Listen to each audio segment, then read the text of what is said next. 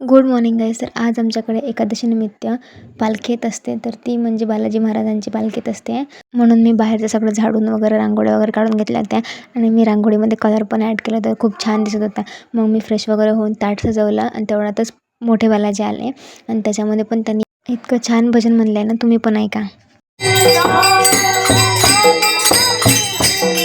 लक्ष्मीकांत गोविंद म्हणत म्हणत ते गेटजवळ पोहोचले. तेवढ्यातच आईने त्यांचे पाय वगैरे धुवून आईने पूजा केली. मी पण पूजा केली होती, पण सॅडली माझी क्लिपच आली नाही. त्यानंतर त्यांनी थेट पालखी दुर्गादेवीच्या समोरच उभी केली होती. तिथे थोडा वेळ भजन वगैरे चाललं आणि नंतर जसं मोठ्या बालाजींचं आगमन वगैरे सगळं झालं होतं, ते तेवढ्यातच गेलं. तर त्याच्या मागूनच लहान बालाजींचं आगमन झालं आणि तेवढ्यातच खूप जोराचा पाऊस आला आणि त्याच्यामुळे त्यांनी पॉलिथिन वगैरेची अरेंजमेंट करून आणलीच होते. तर पॉलिथिन वगैरे लावले आणि थोड्याच वेळात पाऊस शांत झाला. ते म्हणतात ना, भक्तीसाठी सर्व दरवाजे उघड असल्यासारखंच झालं आहे.